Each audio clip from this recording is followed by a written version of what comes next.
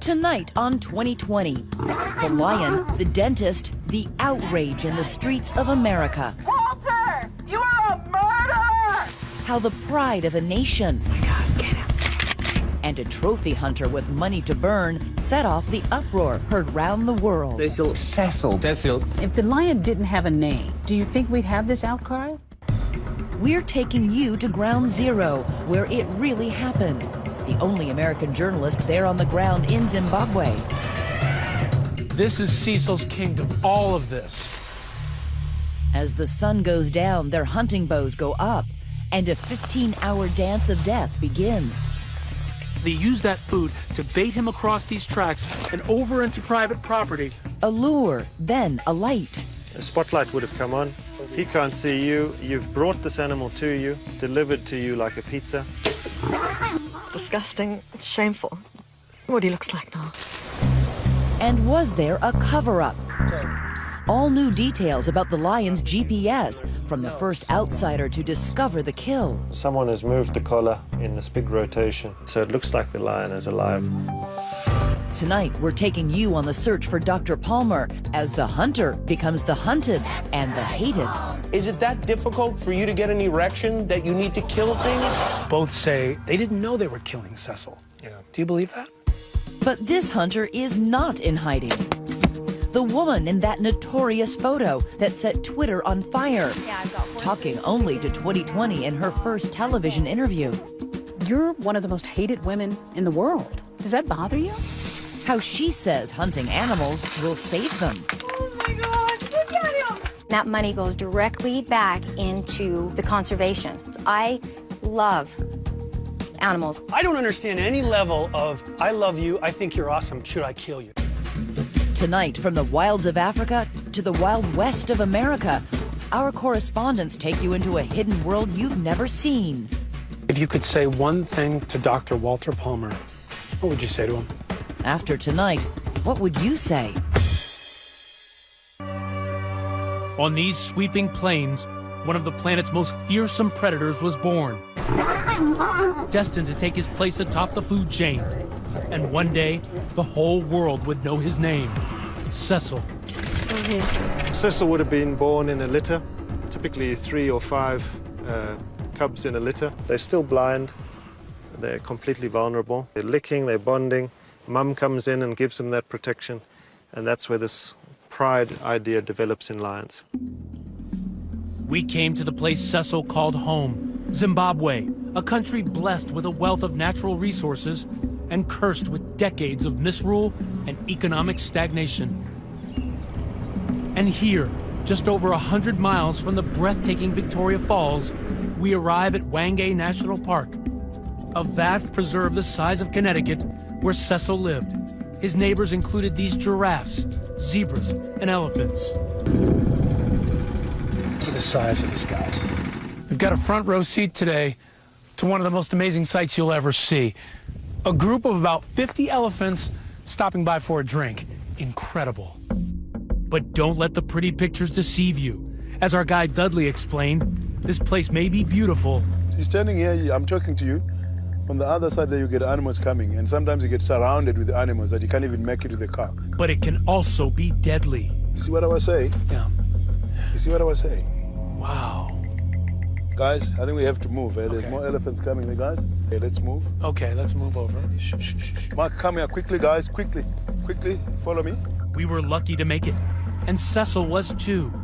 At least 67% of lion cubs don't make it to adulthood, dying of starvation, disease, or infanticide when the new males take over the pride.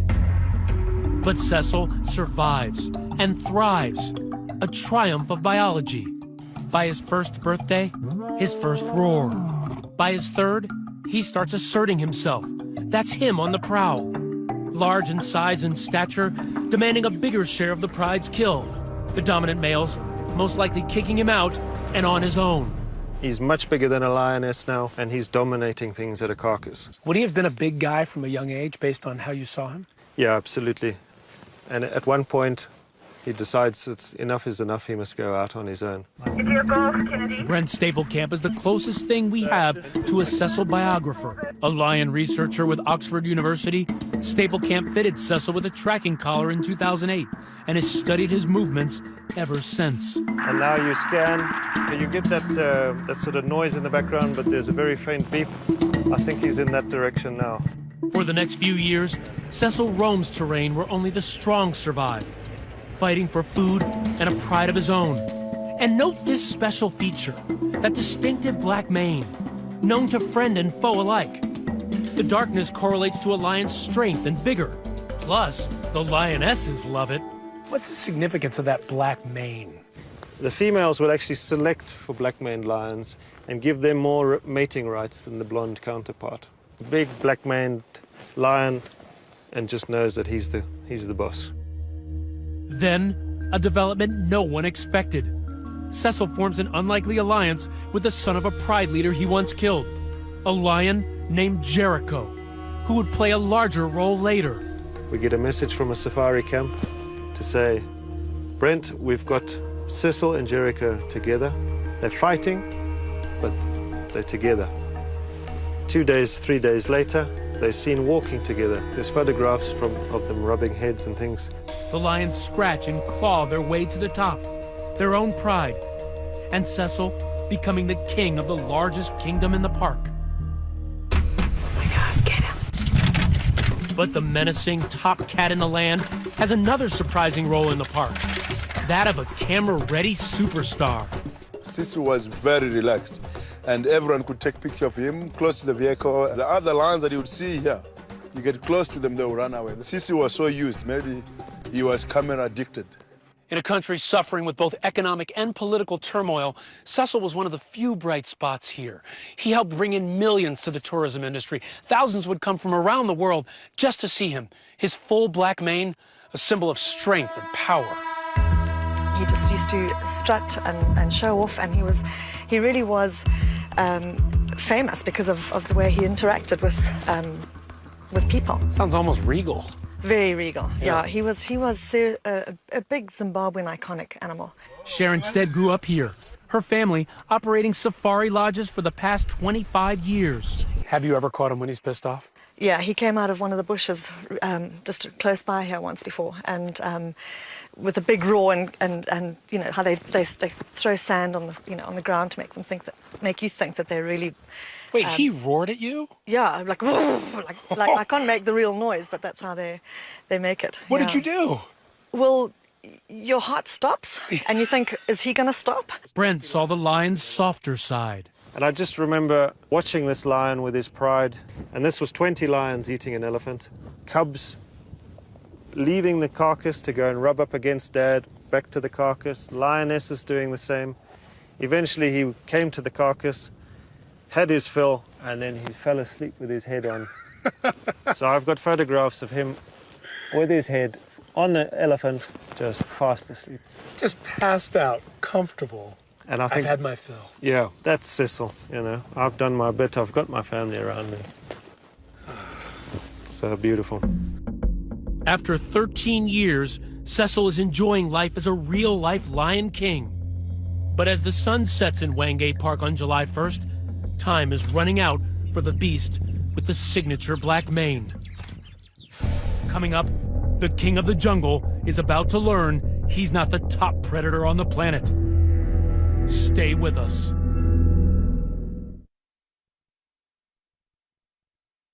We continue with 2020's Hunter and Hunted. Here now, Deborah Roberts. On these sweeping plains, one of the planet's most fearsome predators was born, destined to take his place atop the food chain. And one day, the whole world would know his name, Walter Palmer. Going back in time. This is me, this is Walt. Chad Wagner played basketball with Walter Palmer back when they were both boys at Lisbon High School in North Dakota. It's Walt on a jump shot. Palmer, the sharp-shooting forward, Wagner, the team captain and lifelong friend. The type of guy that would give you the shirt off his back when in need. He would be the type of guy to help anybody. Lisbon is a farming community of about 2,000 people. Walter grew up with a brother and sister in this attractive ranch-style home, just walking distance from the main street in town. His family were very well liked. His dad was a doctor.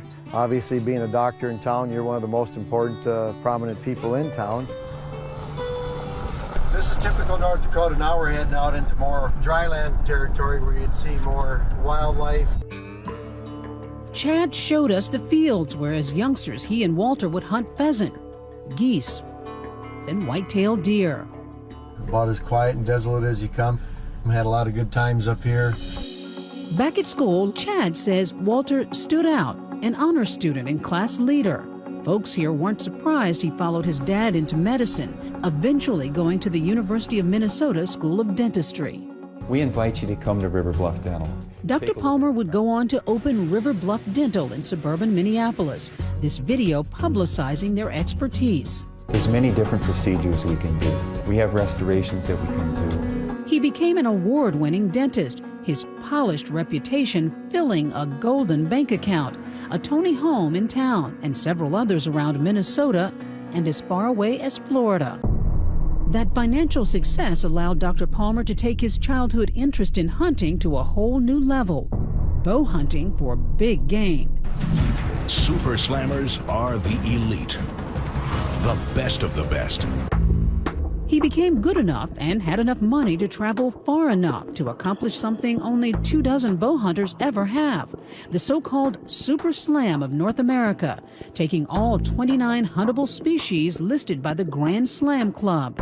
This 2009 New York Times profile describes him as capable of skewering a playing card from 100 yards and refusing to carry firearms as a backup on bow hunts. And this is called a compound. Yes, this is a compound bow. Big game hunter Rebecca Francis understands the thrill. When you're out there, right when you take the shot, I mean, it's pure adrenaline. There's nothing like it. Oh my gosh, look at him! Look at him! She lives in Wyoming, but like Palmer, has taken her shots around the globe.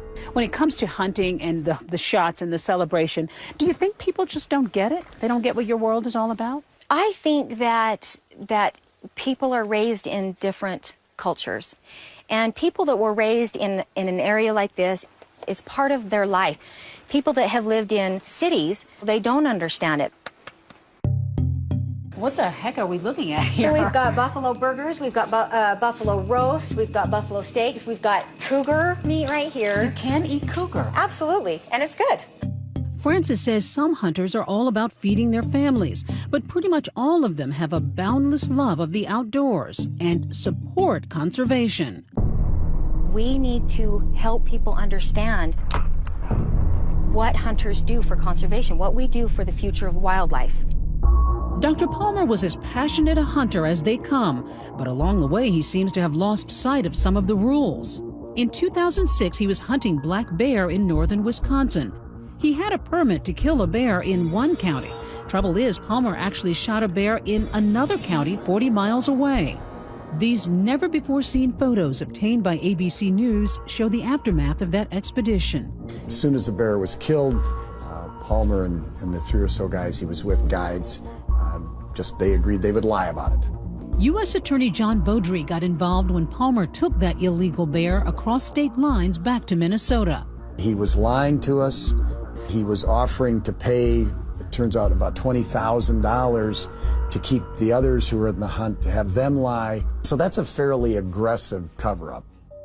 But his friends didn't take the bait. The bear guides sang like canaries. Palmer eventually pled guilty to felony charges, paid nearly $3,000 in fines, and was sentenced to a year of probation. He said he was remorseful. He said he was very sorry for what he'd done in this lie. And one would hope that'd be the end of it. But it was not the end of his troubles. Back in the dental office, Palmer had been slapped with a sexual harassment suit. He settled out of court for a hefty sum without admitting wrongdoing. Yet the State Board of Dentistry ordered Dr. Palmer to undergo ethics training and other measures to keep his license. Through it all, Palmer never stopped chasing big game. He went to Zimbabwe, where he bagged a leopard, another trip a lion. This picture is from that hunt. That lion, not Cecil, a ghastly sight for animal rights activists, but not necessarily for Zimbabweans. You guys look, at animals and you think of them as majestic, creatures. We don't. Zimbabwe native Goodwill Nzo recalls growing up fearful of lions and has a different take than Westerners whose image of the king of beasts comes from the zoo or the movies. Aslan, we need your help. We see animals as, threats to us, not as cute Simbas. Not cute Simbas. Yeah.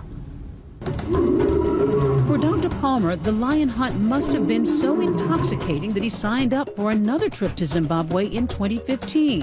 What would happen next would turn Palmer's well-heeled life upside down. Extradite Palmer! Extradite But there are at least two versions of that hunt. Which one will you believe? Stay with us. When we come back, setting the trap. How Dr. Palmer's thrill of the hunt played out. These tracks are the difference between life and death for this animal. And what does this computer reveal about a possible cover-up? Next.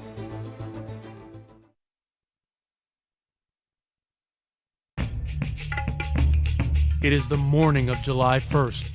As the sun rises on Hwange National Park, Dr. Walter Palmer is just arriving in Zimbabwe, eager for the thrill of the hunt. It costs big money to hunt big game, and in this case, the money is central to the legal questions that arise later. Palmer allegedly pays $55,000 to bag a lion, money that was supposed to cover a hunting permit, payment to the property owner where the hunt was to take place, and for guide Theo Bronkhorst. And do you feel you had all the right permits and everything was above board? I believe so. Palmer has also repeatedly insisted he thought his expedition was totally legal and properly handled. But if they have the documentation to prove it, they haven't released it. So what went wrong? According to Bronkhorst, practically everything. The hunt was troubled from the start, set off by the most common of snafus. The airport misplaces Dr. Palmer's luggage. As the morning progresses, Cecil is roaming the wild, and the champion hunter is roaming the airport, looking for his bags, delaying their hunt. Bronkhorst claims that because of the delay, they couldn't make it to the hunting location he preferred. Instead, the party chose a closer option, a farm called Antoinette, land abutting Hwange National Park. It was a usual trip, and according to my client, nothing was illegal about the hunt. As the day ends, the hunt begins. Palmer and his guides set out to kill a lion. But unlike lions, they aren't stalking their prey. Nobody's examining footprints or using other tracking skills one might imagine. To me, a hunt is testing the wind, remaining concealed. You try again, you try again. That's a hunt. You're challenging yourself against the wits and the nature of that animal. Instead, he says, they use a technique called baiting, using the carcass of an animal to lure a lion into a predetermined place where they can get a clean shot. From what we know, there was an elephant carcass as bait.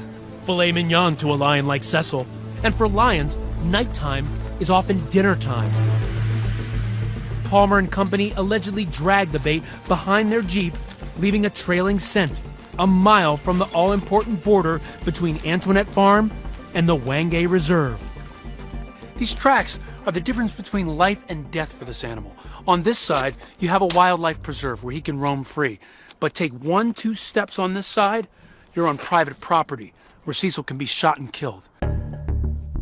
The trap is now set. Bronkhorst reportedly states that a female lion approaches the bait. The hunters let her feed and wait. At around 10 p.m., a huge male he describes as magnificent approaches.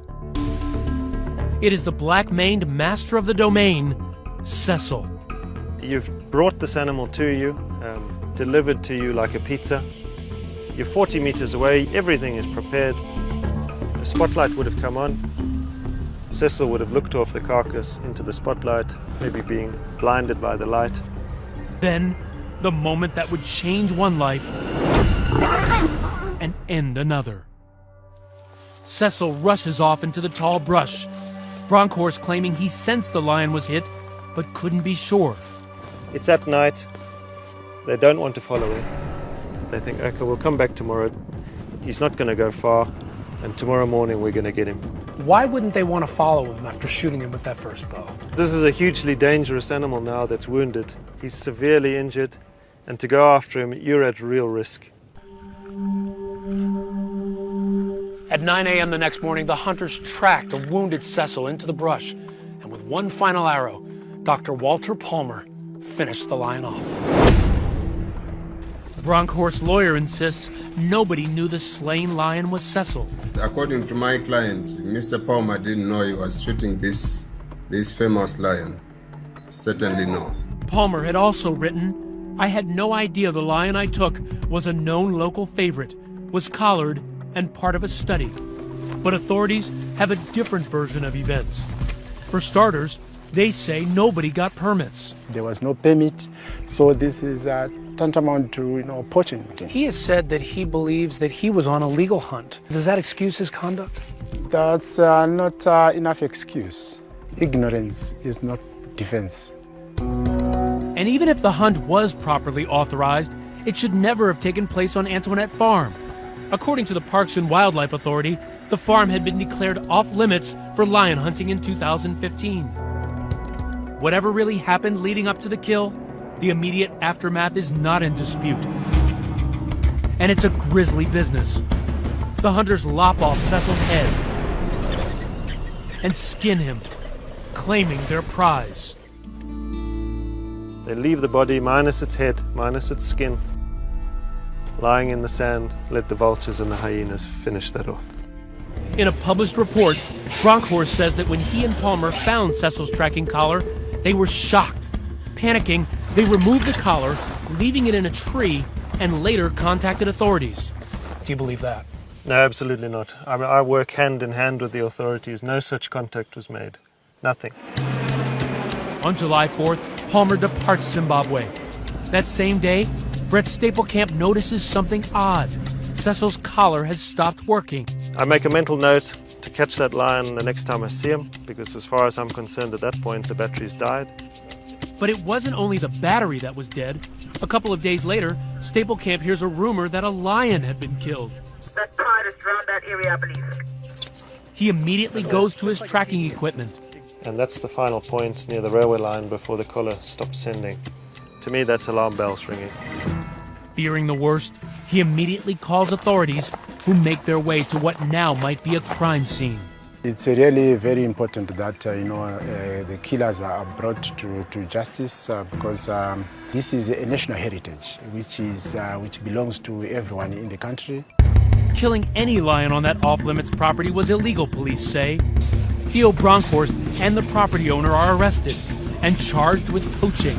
Bronkhorst and Palmer both say they didn't know they were killing Cecil. Yeah. Do you believe that?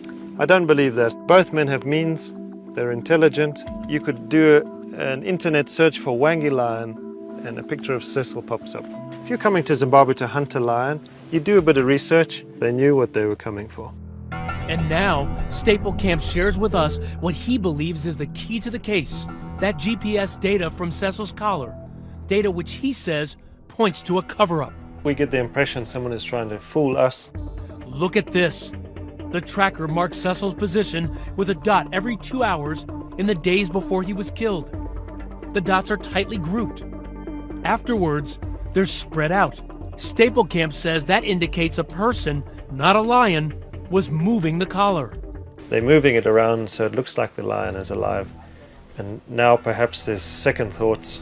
They move it one last time and destroy it in the hope that we can't track it. But we know someone is trying to, in a sense, fool with the crime scene. Absolutely. You certainly won't get this movement to there and back and there and then there.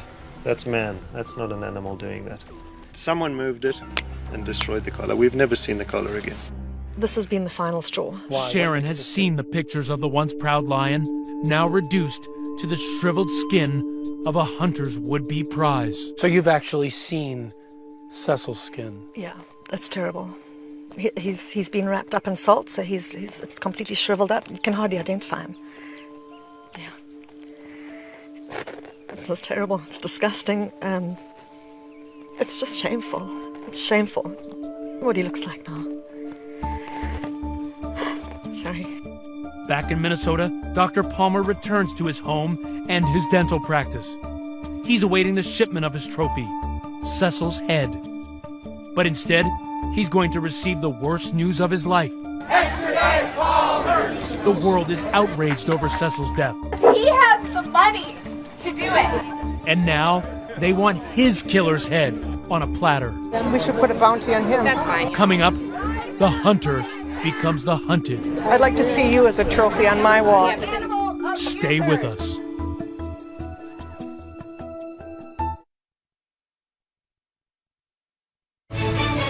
"2020 continues with Hunter and Hunted. Once again, here's Deborah Roberts.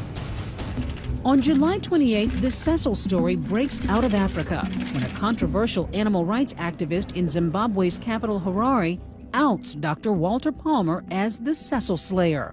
Well, I believe he should be brought in front of a judge. Growing outrage after a beloved lion was killed by an American dentist. International outrage over the death of a beloved lion. Walter Palmer. To say it went viral would be an understatement. Overnight, Palmer becomes arguably the most hated man in the world. This outrage over the death of Cecil the lion keeps growing. I will call him what he is, and he's a piece of Thank you! He is a heinous person. I want to see him destroyed. Is it that difficult for you to get an erection that you need to kill things?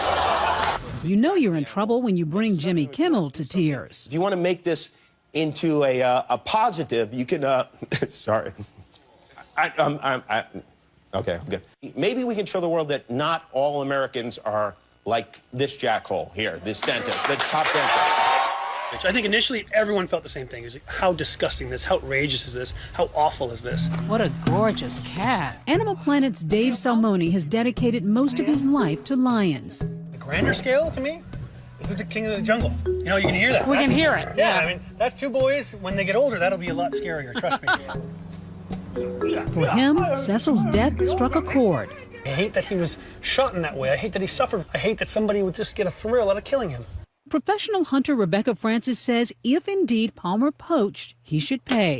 If something was done in any way, shape, or form illegally, then yes, their prosecution needs to happen. I actually heard about it because somebody emailed me and requested me for an interview to discuss it. Why? Because she's been subjected to the court of public opinion and knows exactly what he's in for. Oh, here's a good one. You better pray that I don't ever run into you because I will kill you and cut your head off and mount your effing head on the wall. I hope you die soon. See, last spring, Frances suddenly had a target on her back after this memorable photo from her webpage was ripped by comedian Ricky Gervais. What must have happened to you in your life to make you want to kill a beautiful animal and then lie next to it smiling? In an instant, thousands were calling for Frances's blonde mane. You're one of the most hated women in the world. Does that bother you? It gets to me just because, you know, how can you read all that all the time and not have it affect you? Her life upended, even though her hunt was completely legal. People saw it as just vile that you could lie next to this slain, undignified animal now that it's dead. It wasn't disrespect, it was to remember this experience. And there were people there ready to take the meat. They use everything even down to the tail where they take the hairs and make jewelry to sell it. Maybe. Still, some animal lovers can't get past these kinds of images. And for Palmer, the hail of arrows intensifies. Protesters swarmed Dr. Palmer's temporarily shuttered office, even making a shrine to the fallen feline. Dr. Palmer, don't kill me. Just last week, vigilantes vandalized his Marco Island, Florida vacation home, covering his driveway with bloodied pig's feet. Does anybody have any questions? PETA mobilizes, staging this vigil in Washington, D.C. This isn't exactly the kind of protest I associate with PETA. Why so quiet? This is a solemn occasion. People have been devastated by Cecil's death. And yet, Goodwill Nzuo, a Zimbabwean, can't quite believe the outrage over an animal who until recently barely anyone in the U.S. had even heard of. Did you think it was ridiculous that people were upset about a lion that was killed? I was very shocked How is it possible that anyone could, cry or feel so sad about a dead lion? It's as if someone had killed Lassie. If the lion didn't have a name, do you think we'd have this outcry? Once an animal gets a name, they treat it like a human being. In African villages, Goodwell says news of a dangerous animal's death would actually be celebrated. Rebecca Francis has video to prove it. This is how villagers in Mozambique reacted after she shot a hippo there. When I took that hippo down, everyone in the village came running. They were hugging me and kissing me and thanking me. They all had their bucket and their knife, and they were all cutting up that hippo. And every single drop of that hippo was utilized to that village. I also took some home and ate it that night. Proof, she says, that there's more to the story than a bloody carcass and a smiling hunter. It's a catch-22. People can't quite understand how you can love an animal and kill an animal. But I can honestly say that I look at wildlife the exact same way you do and everybody else does. I love animals. This hunter insists she's not only an animal lover, but also a conservationist. There has to always be population control. So when we hunt, we generally go after the oldest animals that generally have been past their reproductive years, so they're not part of the reproducing whole. But Dave Salmoni isn't swayed. These folks say that they're helping the conservation effort. Right, and I think it helps them sleep at night. Absolutely, they spend a lot of money. And absolutely, it goes to some governing body somewhere. But none of that money goes to purchasing land, developing the population in a healthy way, not trophy hunting. But before you judge, take a look at this place. We have 18,000 acres. Any of these animals, just like I said, they're born here, they're free. It may look like an African savanna, but this game hunter's paradise called the Ox Ranch is actually deep in the heart of Texas. Oh, we had a baby. Tony Hardin runs the operation. Goodness. That's brand new. That just happened. A place that brings over endangered animals from Africa and allows them to breed. A few hunters pay to shoot certain mature specimens, and the money allows the ranch to carry on. Hardin says his ranch and others have already saved 3 species from extinction.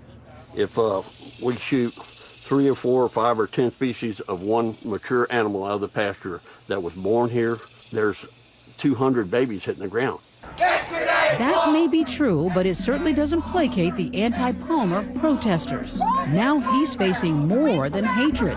The U.S. Fish and Wildlife Service has launched an investigation, and African officials are calling for Palmer's extradition to Zimbabwe, where he could face up to 10 years in prison if found guilty.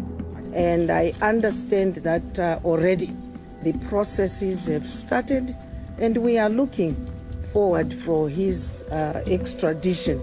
But how to extradite someone you can't even find? The hunters, now the hunted, with everyone wondering, where is Dr. Palmer? The disgraced dentist seems to have vanished. His practice shuttered, his homes vacant. Palmer has declined numerous requests from ABC News for a comment, but has publicly issued 2 brief statements in which he says, "I deeply regret that my pursuit of an activity I love and practice responsibly and legally resulted in the taking of this lion." Tonight, his whereabouts unknown. Next, whereabouts we do know about. Those 7 cubs that Cecil left behind. Is there a chance they won't survive? What happens after the hunters leave? The repercussions of a lion hunter felt months and months after the hunter's home, drinking scotch.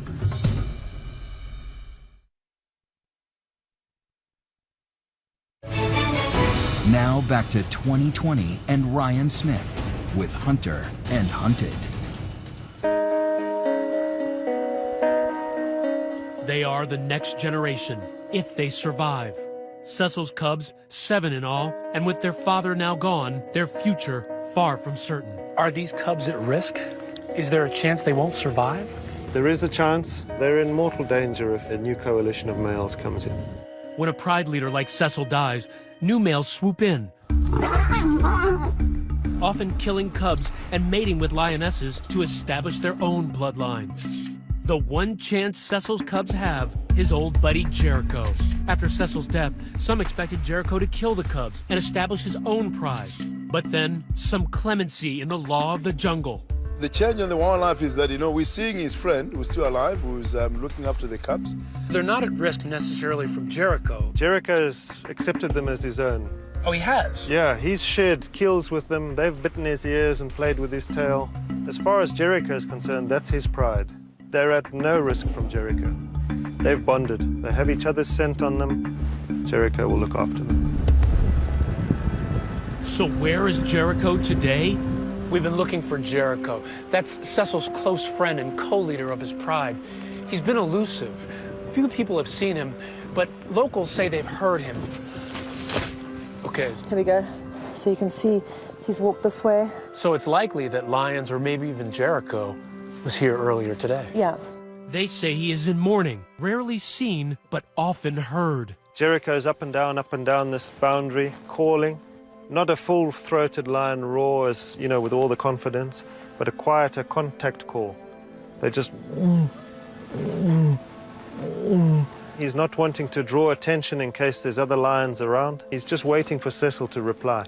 He's realized that he's alone, and he's desperately trying to find his partner. The effects of Cecil's death still being felt here. What does his loss now mean to this park? Yeah, it's bad. It's not good for us. We're just devastated, Ryan. Heartbroken.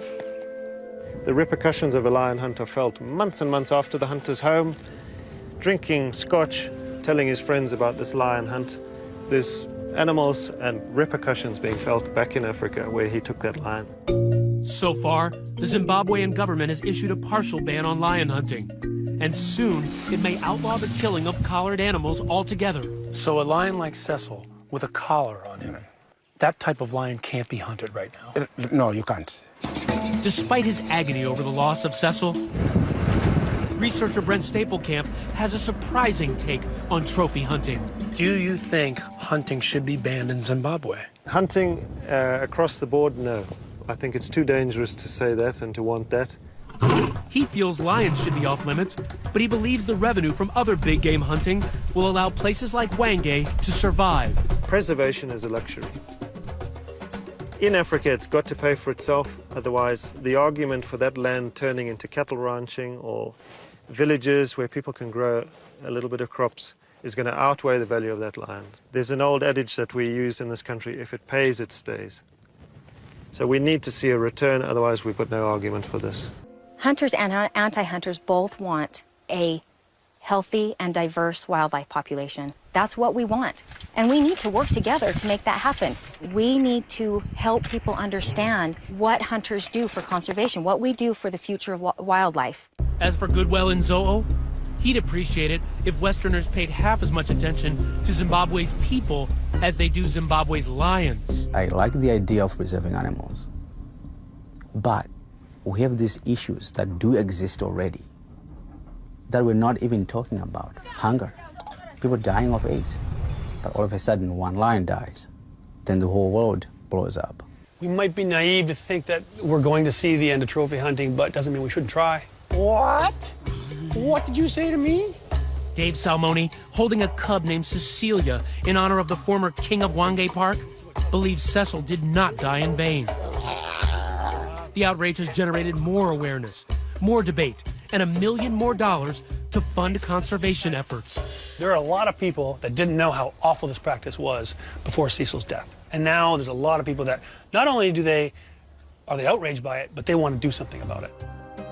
Earlier this month, Cecil's face was projected onto New York's Empire State Building. And for a moment, even in this concrete jungle, he was still king. The world has woken up to the issues surrounding lions. It's brought a lot of attention to our work and to Zimbabwe, and I think that's his legacy. It's a positive legacy. So after tonight's program, we want to know, where do you stand now in the debate over big game hunting? You can let us know on Facebook and on Twitter. I'm David Muir. And I'm Elizabeth Vargas. Thank you so much for watching tonight. And for all of us here at 2020 and ABC News, have a great night and a great weekend.